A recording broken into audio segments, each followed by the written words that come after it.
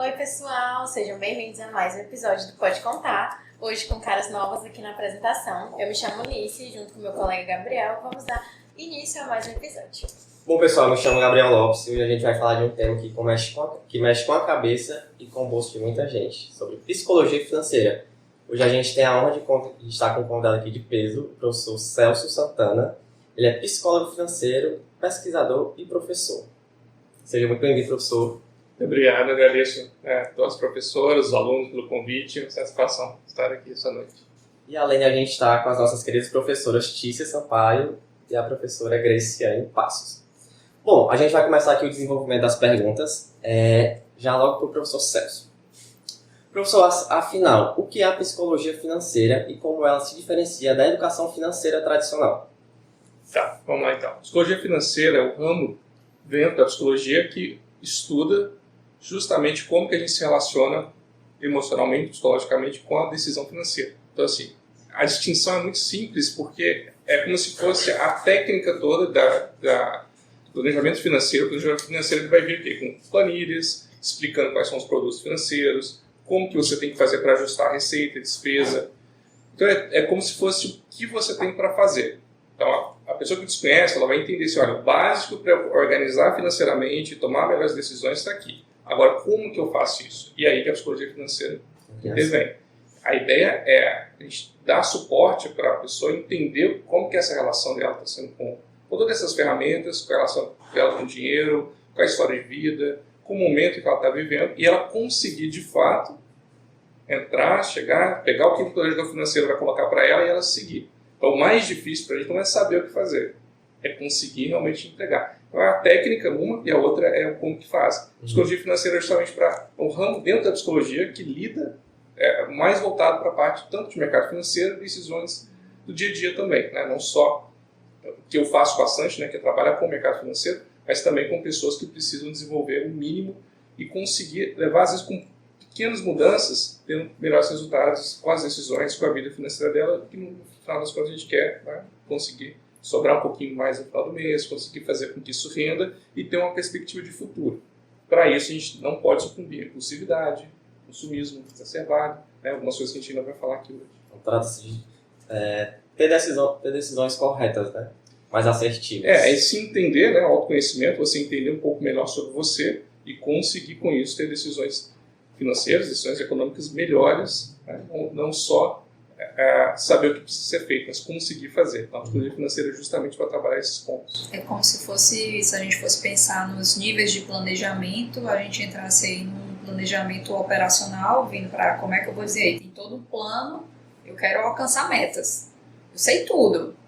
Tudo que eu tenho que fazer, tudo que diz aqui o correto fazer. Mas no meio do caminho, todo meu plano pode ir por água abaixo com base nas minhas atitudes. Então a psicologia entra meio que no... Eu sei o que eu tenho que fazer, eu sei o caminho, eu sei como chegar nisso, mas eu preciso ter as atitudes e as decisões que me conduzam a alcançar aquele resultado do meu planejamento. E ter a consistência para fazer isso. Eu falo que muitas vezes a gente tem, para mudança de comportamento, para tudo, até para alimentação, é muito difícil. Não é porque a pessoa não consegue, ela não sabe, né? Ela sabe, olha, o básico é você vai ingerir menos do que você vai gastar. Agora, para fazer isso no dia a dia, aí que vem toda a dificuldade. Porque é mudança de comportamento, né? Imagina uma pessoa que é muito impulsiva, compra muito por impulsividade. Exato. Então vai ter que ter uma nova reeducação, né, comportamental, psicológica para poder se adequar financeiramente. Exato. E esse exemplo que o professor Celso colocou fica muito fácil de entender, porque assim, é fácil a gente ter o conhecimento de que para, por exemplo, emagrecer eu preciso comer menos calorias do que, vamos dizer assim, eu gasto, para eu ter o meu gasto excedente, né? Mas aí quando a gente vai botar na realidade, eu sei qual é o plano, o que é que eu tenho que fazer, mas eu não consigo fazer. Aí por que eu não consigo fazer, aí é que vem esse rol de aspectos, né? Perfeito. Normalmente quem é impulsivo em uma área é impulsivo em todas? Ou não? Tipo, sou impulsivo, quero comprar uma coisa, compro, mas na área da alimentação sou impulsivo em comer. Normalmente é ou não é? E isso já entra nas características individuais. A impulsividade ela faz parte do ser humano. Nós somos impulsivos, porque sim. Se a gente pudesse, é muito mais fácil e muito mais prazeroso a gente ser impulsivo. Então o corpo ele é feito para isso. Porque, enfim, por que eu vou pensar que eu vou poupar hoje se eu posso gastar tudo? E é muito mais prazeroso gastar tudo hoje, né? Usar tudo que você der, né? Viver como se não vai amanhã. E ficar pensando que não, mas eu preciso guardar, preciso pensar e tal. E isso muitas vezes vale, é a leitura que a gente faz, porque a psicologia financeira ela é aplicada estritamente por psicólogos. A ideia é que seja assim, né? Que eles entendam, tem um rol, um mecanismo para poder entender aquela pessoa na amplitude e a complexidade dela. E geralmente, respondendo a tua pergunta, não é só em um ponto, é um desarranjo geral. Por isso que não é tão difícil alguém que leia, você vai pegar um livro de vários best-sellers aí falando sobre meritocracia, sobre como que você consegue chegar a 1 milhão, né? E parece que é fácil, né? Só economizando, poupando, geralmente dura 20 dias, a pessoa ela segue aquilo ali, depois ela já volta a ser quem ela é. Por isso que a gente tem que entender individualmente, assim, por que o Gabriel ele tem essas situações. Às vezes na tua vida, nesse momento, você vai sim ter mais gastos, não vai conseguir poupar por algum motivo, mas você já começa a trabalhar isso em você, pensar no futuro e tal, enfim. É uma reeducação, como o professor falou. A ideia é essa, a gente chama de psicoeducação. Você entende as suas escolhas e com isso você vai aos pouquinhos ajustando. Nunca e não é para ser rápido. Né? A gente fala da alimentação, essa mudança não é rápida. E é então assim um processo de educação, literalmente como ir nutricionista, porque é um plano, ou seja, muito específico. Porque cada pessoa como sendo um indivíduo, então o plano que o Celso, enquanto psicólogo financeiro, traçar para a professora Graciane, ele não vai funcionar para mim, porque o meu perfil, então, vai ser outro, eu tenho outras características, ou seja, história de vida, momento de vida. Momento de vida, né? Principalmente. Alguém que acabou de ter um filho é diferente de um jovem de 20 e poucos anos. Tem que ser bem personalizado com a realidade de cada indivíduo, né? De como ele lidar com ele mesmo, né? Internamente. E as Porque o ambições, interno né? muito influencia isso. E as ambições, né? Também, Porque as ambições. hoje em dia, até pega no episódio anterior, né? A geração nova tem ambições totalmente diferentes de outras gerações, né? Então, é por isso que o pessoal brinca muito, né? Teve uma onda aí de vários best-sellers, bem como tu colocou, né? Que era tudo que você queria fazer sucesso, era só você dizer 28 passos, 31 passos, 10 passos. Parece que perceberam que esse burburinho que foi feito, essa onda de passos, porque a gente passou a ter uma... Vamos dizer assim, eu não vejo mais essa questão, e eu já vi algumas, vamos dizer assim, produtores de conteúdo dizendo, livrinho que de espaço e tudo, pondere, porque é uma métrica como se funcionasse para todo mundo, né? Então não é bem isso. Porque vem demais, né? Eu vou contar para vocês os segredos do enriquecimento. Todo mundo quer saber. Só que aí nunca tem segredo nenhum. Né? Então, o e-book R$10 para você ganhar 1 milhão. Tem vários, né? Vários deles. E nesse processo de reeducação afeta muito as emoções, né? Como essas emoções afetam o consumo? Tem gente que compra quando tá muito feliz, tem gente que compra quando tá triste. Como que resolve isso? Então, aí é aquilo que a gente falou do autoconhecimento. Bom, de maneira geral, nós somos seres que, como eu falei no começo, a impulsividade está no DNA do ser humano. A gente tem o nosso equipamento igual que é o cérebro. Então a gente tem sistema límbico e córtex pré-frontal. Um vai regular as emoções, que é o sistema límbico, então mais intensidade, medo, raiva, até sensações ligadas à sobrevivência, e o outro que é mais recente, que é a ideia que a gente controle mais os nossos pensamentos, a raciocínio, a parte da racionalização. Então assim, o normal é esse. Se eu estou muito feliz, esfuziante, aconteceu alguma coisa muito boa na minha vida, isso também é um ponto em que a gente tem que ter né? Aí você entende isso. Né? Olha, isso aconteceu, foi muito bom na minha vida hoje. E o natural a gente quer comemorar, celebrar. E às vezes, assim, você até pode, dependendo do que for, o que aconteceu, o momento. Que a ideia é que a gente também não vive totalmente igual um monge zen, né? Sem nenhum tipo de sensações. Mas você tem que entender o momento. Por mais que eu esteja feliz que eu recebi um aumento, eu fui promovido no trabalho, não posso ir ali e já começar a financiar um carro, por exemplo. Por mais que a felicidade que tem, porque isso é um comprometimento que você está tendo muito para frente. Você vai estar nesse emprego ainda, o que vai acontecer. Então a ideia é a gente reconhecer esses aspectos emocionais e começar a trabalhar. Então a felicidade ela vai causar isso e também a tristeza. E a tristeza ela entra no mecanismo de recompensa. A gente quer se sentir, quando você está mal, o que a gente quer? Alguma coisa que sinta-se bem. Então para isso, a ideia de você conseguir se recompensar pode ser com a alimentação, que a gente falou, então com a alimentação possível, e muitas vezes também comprando algo. Você pode comprar e sair no shopping e comprar algo que não necessariamente ali você precisar, precisar, né? Só para satisfazer. A sensação de você comprar algo, né? Ter isso, ativa o sistema dopaminérgico, a gente sente. A dopamina, ela não é o neurotransmissor da felicidade, mas ela tem a ver com isso. Né? Tem a ver com a sensação de recompensa. Eu faço algo para me recompensar, aquilo você sente bem um pouquinho, depois passa. Né? E às vezes comprar, hoje em dia, é muito fácil por conta muito tempo já, né? Por conta da internet. Então eu posso entrar no site de compras, comprar alguma coisa, às vezes nem receber. Mas só a sensação de ter comprado alguma coisa, saber que aquilo vai ser meu, já atrai. Eu acho que hoje em dia, eu estava pensando quando estava falando isso. Hoje, até para a pessoa exercer esse tipo de autocontrole, com relação ao consumo, se a pessoa percebe, ela já tem um autoconhecimento de que o gatilho dela, que eu vi uma moça falando, que era uma produtora, celebridade daqui, do nosso estado, e ela tem o diagnóstico de borderline. E ela pegou e disse, não, são meus picos de euforia, do momento eufórico do borderline, eu já sei que o meu problema é que eu vou consumir. E ela disse que uma das coisas que, quando ela se identifica, que está no pico de euforia, que virou muito ruim para ela fazer o controle, é isso aqui. Porque antes ela podia dizer, não vou sair. Alguém da casa dela identificar, você está no pico de euforia, você não vai e tal, tinha. Mas hoje em dia, com as plataformas, ela disse que tanto ela sente o prazer, essa dopamina, no momento em que ela finaliza a compra, mas também em todo o período que ela fica na expectativa da entrega. Exatamente. Esperando ver se já chegou de ficar olhando se o correio tá vindo, se não tá, tal. E às vezes até a inteligência artificial já reconhece isso, que já manda gatilhos, né? O marketing das empresas para você comprar, né? Chega vídeos. Os algoritmos. Os algoritmos passam também. Nossa, eu fico escutando, né? A gente fala alguma coisa que daqui a pouco aparece, né? Já aparece.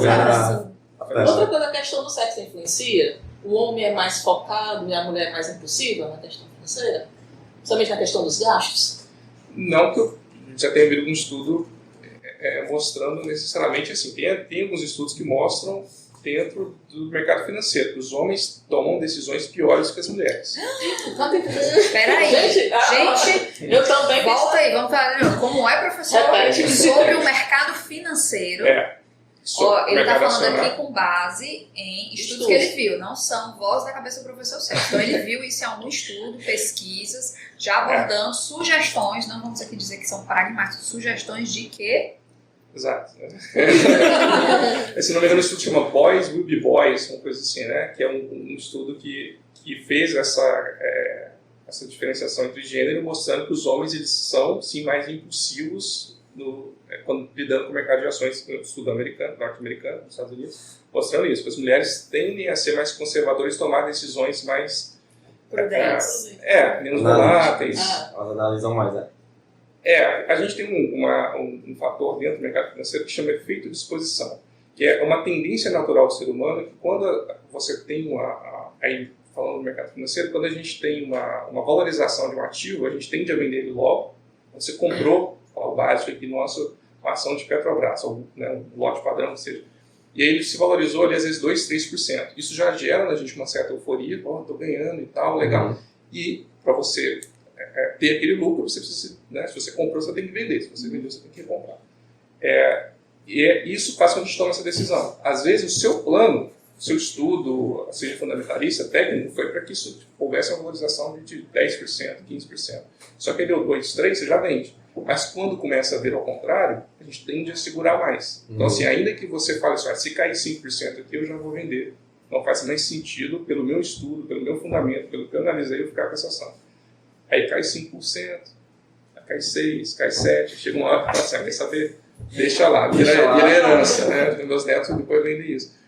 E aí, isso acaba acontecendo. Então, a gente tem grandes perdas, né? E quando tem ganhos, tem pequenos ganhos, grandes perdas. Então, isso já é estudado, já é mostrado, né? E os homens, eles acabam tendo um pouco mais essa... São mais impulsivos. As mulheres, elas fazem o que tem para fazer. Se cair 5% eu fecho, se subir... Elas são mais cartesianas, de seguir, vamos dizer assim, umas regras previamente estabelecidas de, vamos dizer, limites, de até onde eu posso ir, né, até onde eu posso tolerar ali uma variação. Seguem mais, são mais disciplinadas nesse ponto, né? Nos casos. Bom, quais critérios a psicologia financeira utiliza para compreender o comportamento humano em relação ao dinheiro? Existe um perfil psicológico do consumidor? A gente pode falar em perfil, existe até o perfil aqui no CVM a gente tem os suitability, né, que é uma forma de você categorizar. Então, se você tem uma característica mais conservadora, perfil mais arrojado, né, então são características para, no caso disso, existe para você ter um pouco mais de controle dentro do mercado, né, porque senão você fala, a professora Tícia tem uma característica mais conservadora, e aí eu sou um vendedor, estou ligando para ela, um agente do mercado, falando assim, olha, eu tenho um negócio, tinha opções e tal, não posso fazer isso se o perfil dela for conservador. Mas se tem um produto da renda fixa e tal, se eu achar que vale a pena para ela, eu posso fazer. Então existem esses perfis. Entrando na parte psicológica, aí é um pouco mais, você tem um perfil psicológico estrito, né? Então a gente vai entender, aqui é também aquilo de novo, qual que é a sua história de vida, a sua formação psicológica de fato, né? Então, até os 21, 22 anos ali, a gente tem uma final que a gente vai chamar da formação da personalidade, que envolve tudo, desde a sua criação, a forma como você aprendeu, a gente chama de aprendizagem, muitas vezes vicariante, que é uma aprendizagem que não é assim, alguém chegou e falou assim, olha, Gabriel, você tem que fazer assim, você tem que fazer dessa forma com o seu dinheiro, suas escolhas e tal. Mas às vezes você viu isso por conta de você teve um pai, a mãe que teve problemas, ou não, teve experiência dos outros, né? Você aprende pela observação, não pela instrução formal. Você viu, você estava naquele meio, então sim, eu tenho clientes, por exemplo, que falam assim, olha, meu pai teve muito dinheiro, mas ele sempre gastou muito, não controlava nada, e ele meio que a gente fala no freestyle, entrava, saía, entrava muito, saía muito também, e depois eu vi uma série de problemas que ele tinha, que não tinha nenhum tipo de controle financeiro. Sabe o básico não fazia o básico, sabia até sabia, mas não fazia o básico de colocar ali numa planilha que seja receitas e despesas e olhar isso. Essa pessoa hoje, ele já é o oposto do que é o pai. Ele é extremamente controlador dentro especificamente essa pessoa ele chama de garoto planilha. Ele tem planilha para tudo. Ele põe tudo lá, ele já é um senhor mais velho que eu, mas ele tem tudo ali nas planilhas. E aí ele sabe exatamente para onde foi o dinheiro dele, quanto está valendo o investimento, hoje ele é muito bem de vida. Mas ele conta isso, eu uso de exemplo para mostrar que assim, às vezes você aprendeu pelo fato da negativa daquilo que você passou na tua vida. É interessante, porque às vezes a gente pensa que muitas vezes o aprendizado se dá por você vivenciar ou expressar para quem você quer ensinar alguma coisa comportamentos, vamos dizer assim, esperados, né? Mas muitas vezes esses comportamentos, até o pessoal fala assim, passa por algum problema, às vezes de cunho mais pessoal, e diz assim, não, eu aprendi ao que eu não quero ser, o que eu não quero fazer. E às vezes eu acho que esse aprendizado acaba sendo muito, às vezes, mais forte do que aquele aprendizado, o ensinamento positivo, que é um ensinamento que talvez, muitas vezes, quem ensinou nem estava querendo fazer questão de ensinar, mas acabou gerando um ensinamento para quem estava ali observando tudo. Então, assim, às vezes eu percebo que, por exemplo, até questões de gerações, né? Certas gerações tinham muito apelo a fazer investimentos, por exemplo, minha geração dos meus pais.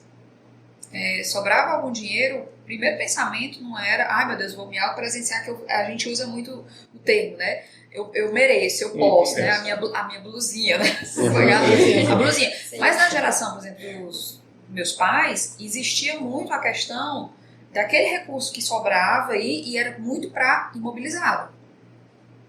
Né? Isso já mudou esse perfil, se a gente for ver assim, em termos, né, de gerações. Aí, quer dizer, hoje em dia, talvez a gente até olhe e pense assim, nossa, o pessoal gastava tanto isso e agora tem essas coisas e não faz. E hoje a geração já olha assim, eu quero algo que já me dê uma devolutiva de uso agora, mais imediato. A blusinha eu já vou consumir, eu vou esperar, eu vou usar, né? Então, tem toda essa questão dos ensinamentos é muito Ou quer fazer aplicações que tenham rendimentos que me deem mais fluidez rápida, né? Isso. Eu posso usufruir, né? Não a longo prazo. Para demorar, tipo, 20, 30 anos. Não, eu quero deixar para o meu filho neto. Não, eu quero usufruir.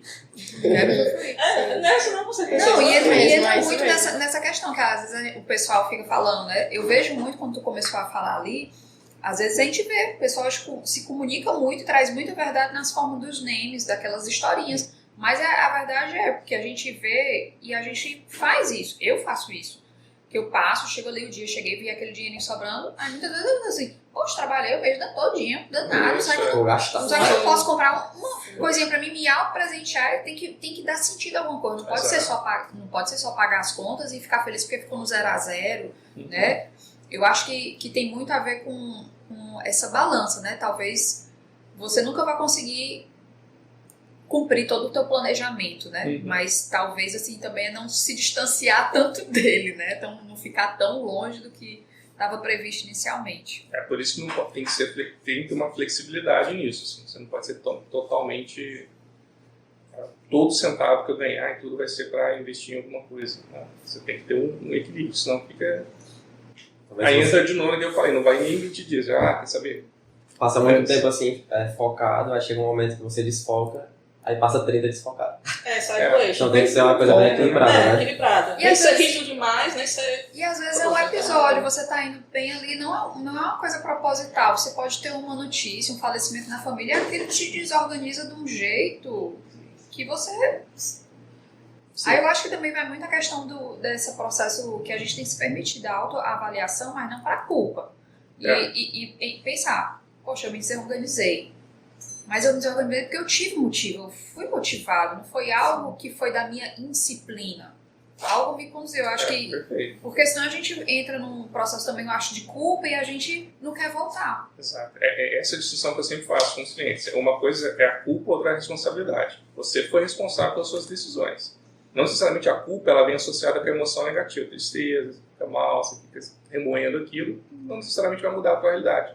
Agora, a responsabilidade, ela já faz com que você entenda, olha, até aqui eu gastei tudo que eu tinha, estou com zero aqui na conta, estou vivendo exatamente para pagar o teu ganho, para pagar o aluguel, enfim, e sentar e organizar isso. E às vezes o básico, muita gente não faz, né? Que é só você saber, bom, quais são os seus gastos fixos, de fato, na tua vida. Quais são os variáveis, o que você pode... Porque até para quem é jovem, hoje em dia é muito mais fácil que na minha época. Era muito... Até na minha época as ações ainda eram... você não tinha um mercado eletrônico, por exemplo. Não falando de ação, no mercado de renda variável, mas de renda fixa. Você não tinha, era muito difícil. Os títulos ainda eram de papel, tinha um cupom e tal, que era literalmente um papel. Arcaico.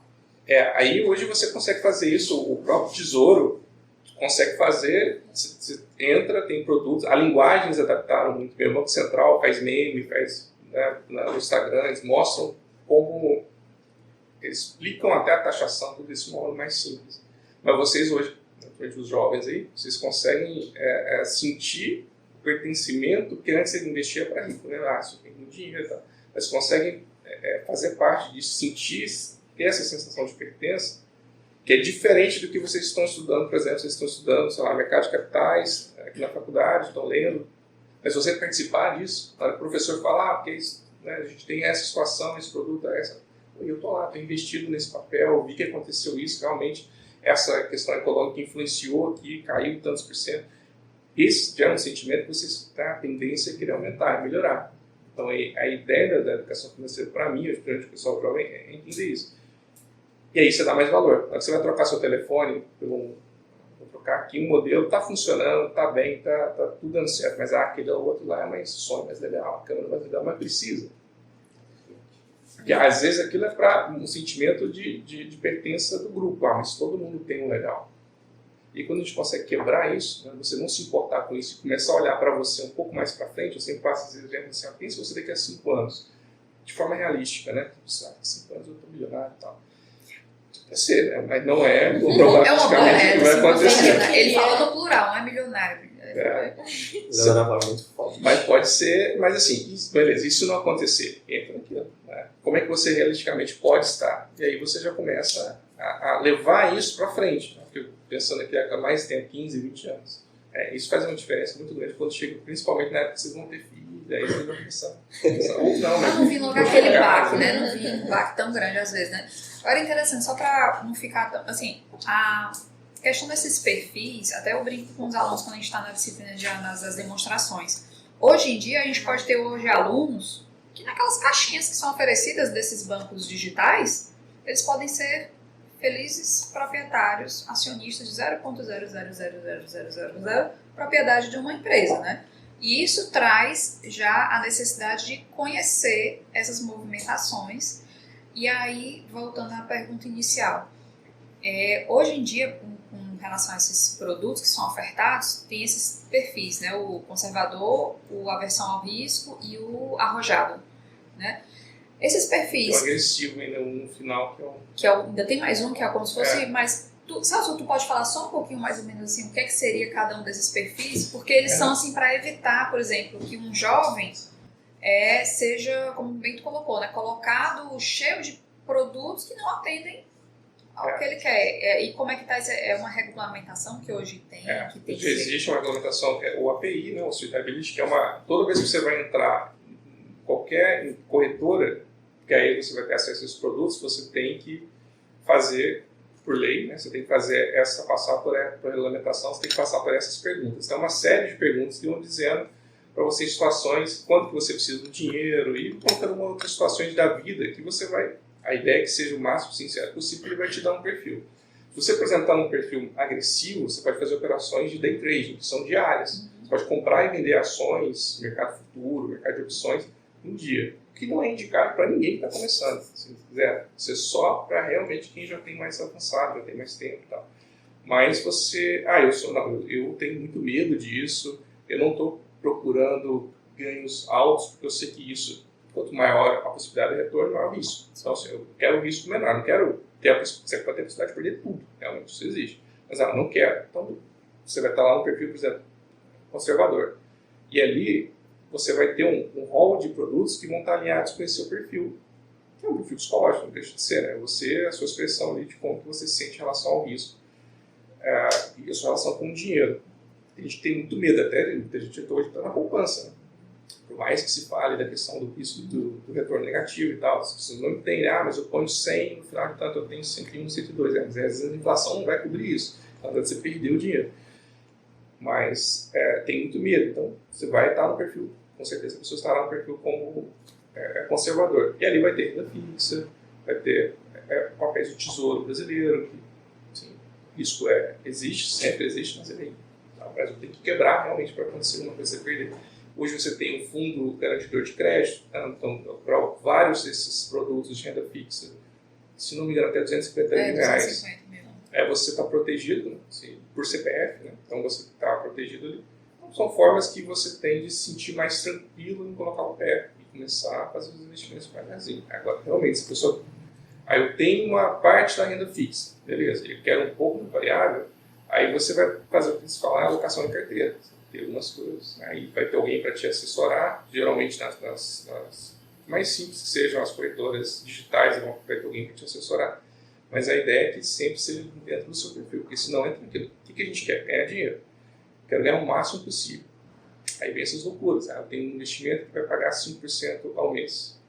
Quando a gente ouve isso, você pode saber que isso não existe. Teve até uma reportagem, não sei se vocês viram, uma reportagem que saiu de um rapaz novo, lá no Sul. Ele tinha aberto uma corretora e tinha gente colocando dinheiro porque ele estava prometendo, exatamente com um trabalho de corretagem, de fazer administração de carteiras, ganhos assim. E na hora que eu estava vendo a reportagem, eu confesso que eu fiquei assim, passada. Não sei se é porque a gente trabalha com isso, assim, em termos de educação, de ter visto tanta gente e gente que a gente via assim, de idade e com recurso, não foi uma coisa assim, meu Deus, como entregou tanto valor, né?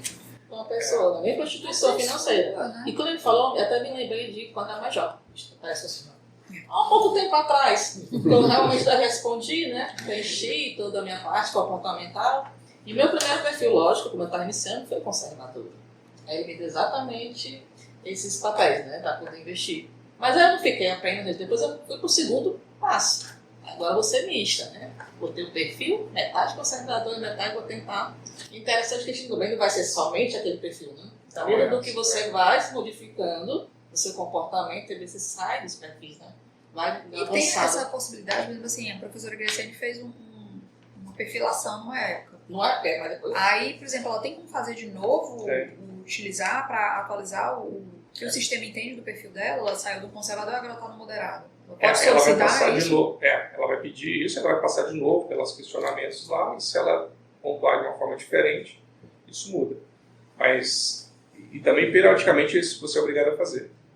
Senão eles sempre vão te colocar como moderado, como conservador.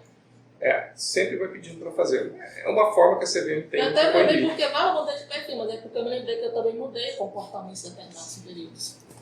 Não Você tem mudou tanto assim, professora Não. Graciane? Porque a gente tem que mudar todo dia, gente. Constante É, evolução. você- Sempre evoluindo, né? Mas A aí Grace de ontem não é a Grace de hoje. E não vai ser a de amanhã. a gente entra no ponto que é a ganância. A ganância, ela é um dos maiores, talvez, que entra no excesso de confiança, que seria um dos piores. Sempre a gente vai ver qualquer fraude, não sei qualquer uma, né? FTX, que foi uma, se não me engano, é a maior fraude financeira que a gente tem desde lá do Madoff, né? Que foi um dos piores também. Os dois foram esquema Ponzi também, né? Aquele esquema de pirâmide, o pessoal chama de pirâmide, mas é esquema Ponzi, né? Você vai ganhando, você vai pagando aqueles que estão entrando. Chega uma hora que para de entrar, um negócio bizarro. A FTX foi também. Então, todos eles, você vai ver que o perfil daquele que é o, digamos, o CEO é sempre de excesso de confiança. É sempre eu faço, eu consigo, toma risco pra caramba. Então, assim, Resolvo, eu posso, dou um jeito. Existem estudos psicológicos de CEOs, né? Mostrando para você entender, pegando a figura do CEO ou do board ali, para entender quem são aquelas pessoas e com isso tentar fazer uma possível prospecção do que vão ser essas decisões. Até para não colocar em risco a empresa, porque o CEO ele vai ser o cara da frente ali, a seta de tomada de decisões. Então, assim, se ele tiver, vamos dizer, um perfil psicológico financeiro desalinhado com o perfil que, vamos dizer, a alta gestão está se propondo, ele começa a ter uma quebra ali de relação, né? Aí pega o caso da Enron, que é mais famoso, o caso da FTX, do Madoff, todos esses aí de grandes bolhas, e até desses pequenos, né? Tem muito aqui no Brasil. O pessoal fala, eu vou te dar 5% de rendimento. Aí quando você já começa a investir, você vai ver lá, o que é Selic? A Selic está altíssima agora, 15%. Mas isso não é um mês, isso é um ano. Quanto você vai vender um mês? Só isso, uma cara está oferecendo 5%, aí você já liga o alerta. Então, assim, você chegar a entregar ali talvez 30, 40 mil, que tudo que você tem juntado ali, torna-se muito mais difícil. E tem muita gente que vai por conta disso, né? Ganância. Tanto é que muitas dessas pessoas que foram fraudadas, elas vão nem à polícia. Elas têm vergonha. Você tem, é como se você estivesse confessando, né? Eu pensei tanto na minha vontade de ganhar e eu sei que você vai me avaliar. Eu estava lá assistindo a reportagem e sem a pessoa estar confessando nada, eu já estava pensando como é que a pessoa caiu nisso, né? É o tigrinho sofisticado. Né? Agora, voltando a falar sobre o emocional em crise, como isso afeta as decisões com dinheiro, quais dicas você daria para evitar essas armadilhas emocionais que levam a esses prejuízos financeiros? Tá. Então, assim, a gente tem uma regra que geralmente é para tomar qualquer decisão que não é só com dinheiro, mas decisões que vão acarretar um tipo de consequência, e aí para a vida, mas principalmente com dinheiro também, a gente tem a regra das 24 horas. Então, assim, se eu estou pensando em comprar alguma coisa, a gente fala tem 48. Por exemplo, comprar algo. Tanto é que, como é que o marketing faz isso? Escassez. Você só pode comprar agora. Mas se eu esperar amanhã, eu não vou poder comprar. E, na real, muitas dessas coisas é tudo mentira. Amanhã você vai estar lá, não vai estar lá. Aparece aquelas marcazinhas, às vezes, do estoque, né? Tem tantas pessoas tem olhando esse produto, né? Exatamente. E aí você volta lá, está no mesma coisa. Mas é a ideia da escassez. Vai quebrar essa ideia que a gente tem. Porque na hora, a gente vai estar de forma emocionada. Você vai estar pensando para frente, ansioso, a perspectiva daquilo estar com você, isso de se não comprar agora eu vou perder. Então a ideia é sempre a gente dar no mínimo de 24 horas, a depender do que for a decisão. A decisão às vezes é comprar uma caneca, beleza, mas eu vou trocar um celular, vou comprar, sei lá, um iPhone novo agora. Mas porque eu posso parcelar em tantas vezes, tanto que na loja a ideia é isso, te dou um desconto de tantos por cento se você comprar agora, porque ele sabe que se você pensar um pouquinho, você vai ver se realmente não é melhor fazer isso. Conversar com alguém que já tem, avaliar melhor o produto. Se for uma decisão maior ainda, você tem que conversar com alguém que já passou por ela, tentar entender e se perguntar, eu estou comprando isso por impulsividade?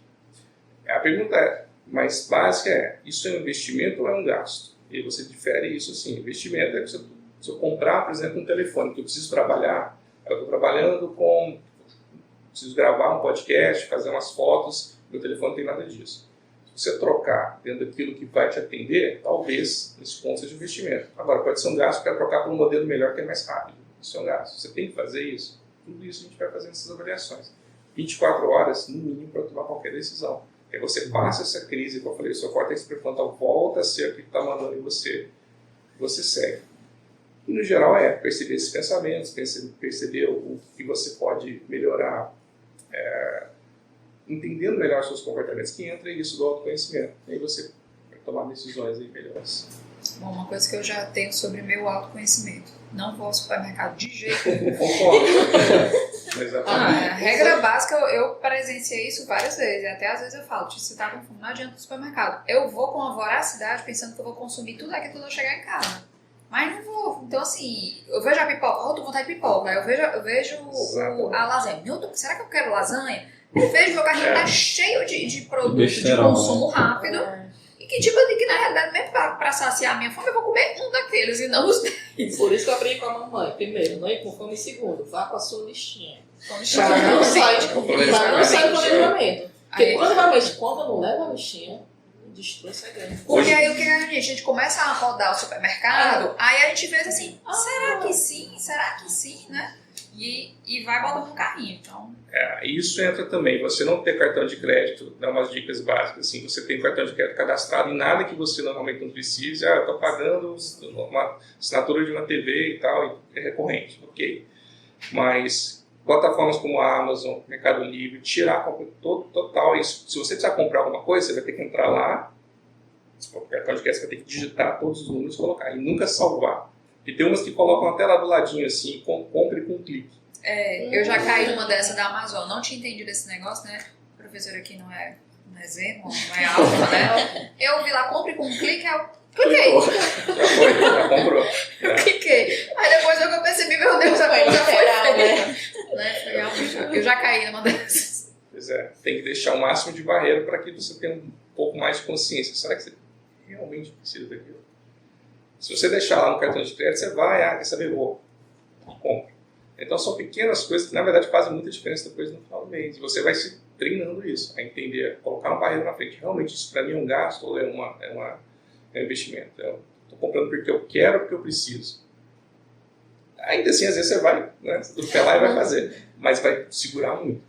Agora, outra dica minha, aí é a minha. Não vou clique, complementar nada. as dicas. Não, a gente já tá perto de estourar, pessoal, assim, a gente vai só aqui, mas tem uma pergunta que os meninos colocaram que eu acho que vale muito a pena, que é a pergunta da frase aí com relação. Mas a minha última dica para complementar é coisa que eu percebi, principalmente para as meninas e para quem gosta de comprinhas online.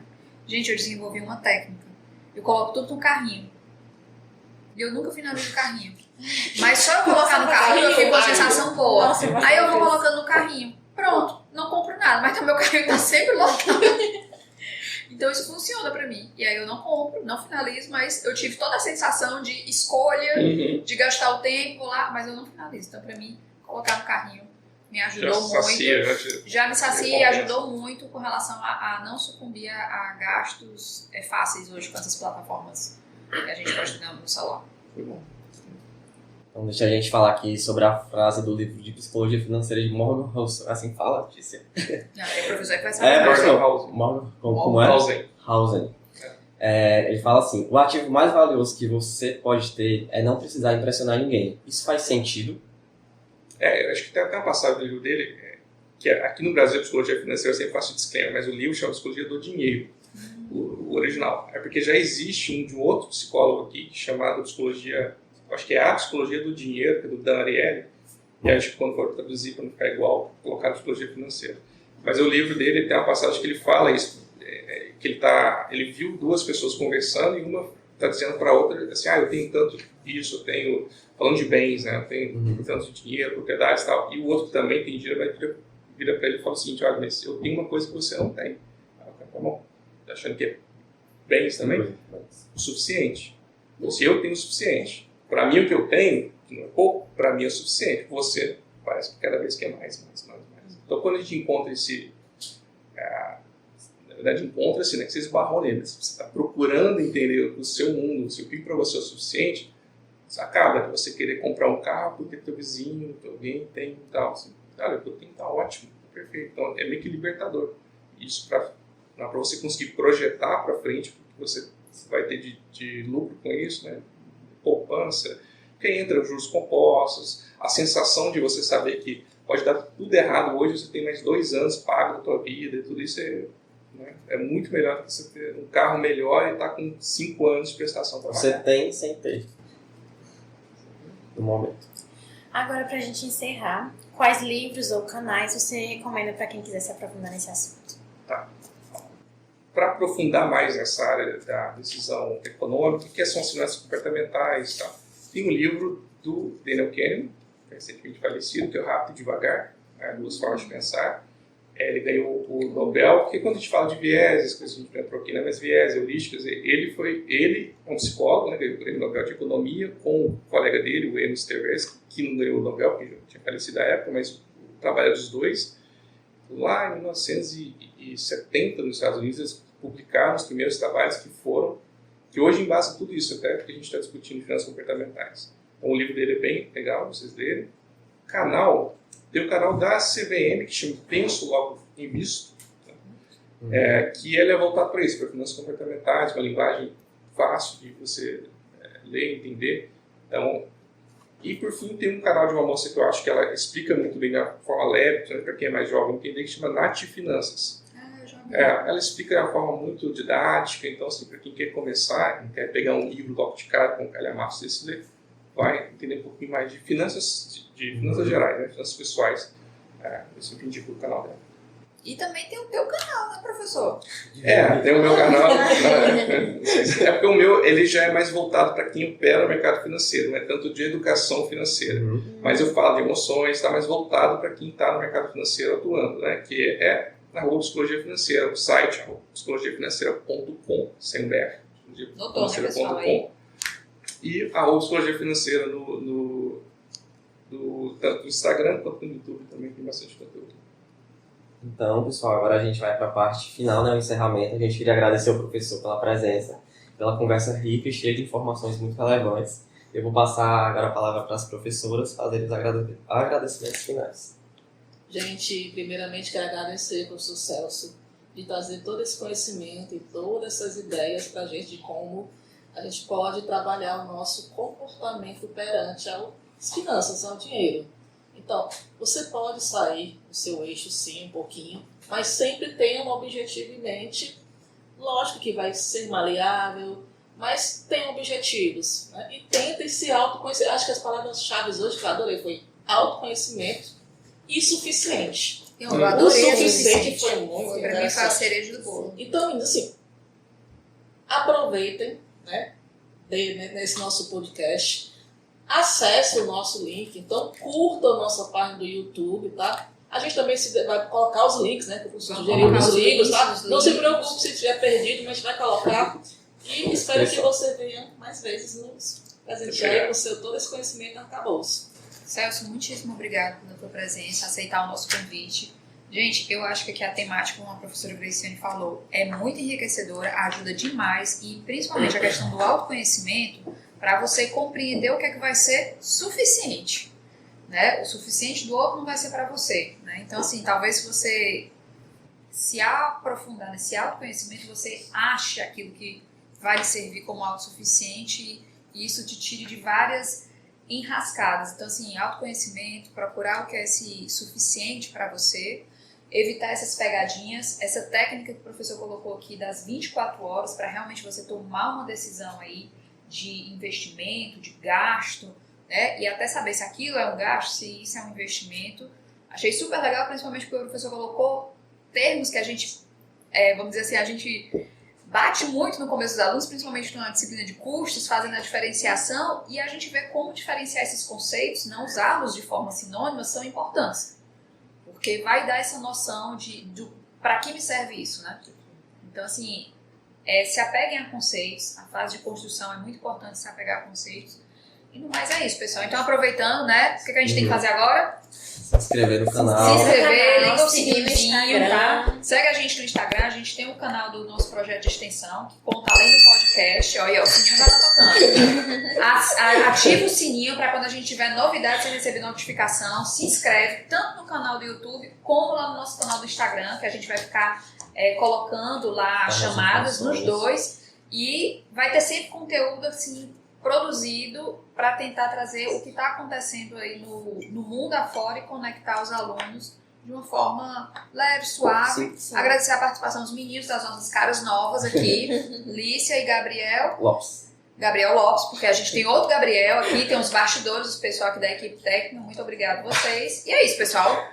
É isso. Tchau. Tchau. Até o próximo episódio.